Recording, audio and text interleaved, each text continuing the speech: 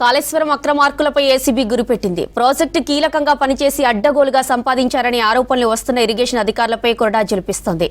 Vigilance, national dam safety authority నివేదికల ఆధారంగా రంగంలోకి దిగిన ఏసీబీ కాళేశ్వరం ప్రాజెక్టు కీలకంగా వ్యవహరించిన ఇంజనీరింగ్ చీఫ్ బూక్యా హరిరాంపై అక్రమాస్తుల కేసు నమోదు చేసింది. ఆయన్ను అదుపులోకి తీసుకుంది.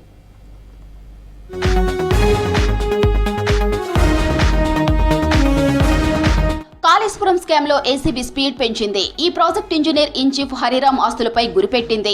హరిరాం ఇండ్లు, ఆఫీసులతో పాటు బంధువుల ఇళ్లలో తనిఖీలు నిర్వహించింది.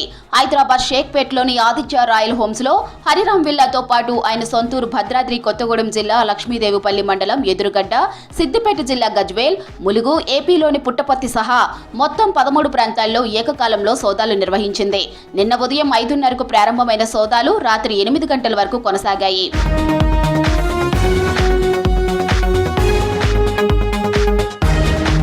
హైదరాబాద్లోని విల్లాలో హరిరాం ఇరిగేషన్ శాఖలో డిప్యూటీ ఈఎన్సీ ఆయన భార్య అనిత సమక్షంలోనే ఏసీబీ అధికారులు సోదాలు నిర్వహించారు. ముందుగా వాళ్ల మొబైల్ ఫోన్లను స్వాధీనం చేసుకున్నారు. కుటుంబ సభ్యులు మినహా ఇతరులను ఇంట్లోకి అనుమతించలేదు. జలసౌధలోని హరిరాం చాంబర్ సెక్షన్లోనూ ఏసీబీ అధికారులు సోదాలు నిర్వహించారు.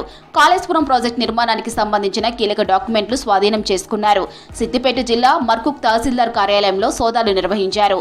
వాలంటరీ డీజీగా పనిచేస్తున్న హరిరాం భార్య అనిత పేరిట మర్కుక్ ఆస్తులు ఉన్నట్లు 3 డాక్యుమెంట్లు దొరికాయి. అవి ఓ నిర్మాణ సంస్థకు చెందిన ప్రాజెక్ట్ మేనేజర్ నుంచి హరిరాంకు అందినట్టు ఏసీబీ అధికారులు ఆధారాలు సేకరించారు. అనిత పేరు మీద ఉన్న 28 ఎకరాల భూమికి సంబంధించిన డాక్యుమెంట్లను స్వాధీనం చేసుకున్నారు. మర్కుక్ మండలంలో కొండపోచమ్మ సాగర్ నిర్మాణం హరిరాం ఆధ్వర్యంలోనే జరిగింది. ఓ నిర్మాణ సంస్థ నుంచి పెద్ద మొత్తంలో ఆయనకు లబ్ధి చేకూరినట్లు ఏసీబీ అనుమానిస్తోంది.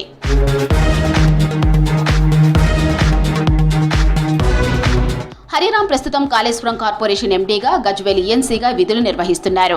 ఆయన భార్య అనిత ఇరిగేషన్ డిపార్ట్మెంట్లో డిప్యూటీ ఈఎన్సీగా, వాలంటరీలో డైరెక్టర్ జనరల్గా బాధ్యతలు నిర్వహిస్తున్నారు. కాళేశ్వరం ప్రాజెక్టు నిర్మాణంలో హరిరాం కీలక పాత్ర పోషించారు. ముందు డాక్టర్ బిఆర్ అంబేద్కర్ ప్రాణహిత చేవల్ల సుజల స్రవంతి సీఈగా పనిచేసిన ఆయన ఆ తర్వాత కాళేశ్వరం సీఈగా కొన్నాళ్ల పాటు పనిచేశారు. ఆ సమయంలో 3 బ్యారేజీల నిర్మాణంలో కీలకంగా వ్యవహరించారు. అన్నారం, సుందిల బ్యారేజీల సైట్ మార్పులు ఆయన సీఈగా ఉన్నప్పుడే జరిగినట్లు తెలుస్తోంది. ప్రాజెక్టుకు కీలక అనుమతులు సాధించడంలోనూ ఆయనది కీలక పాత్ర. ఆ తర్వాత ఆయన్ను గత బీఆర్ఎస్ ప్రభుత్వం గజ్వేల్ ఈఎన్సీగా ప్రమోట్ చేసింది.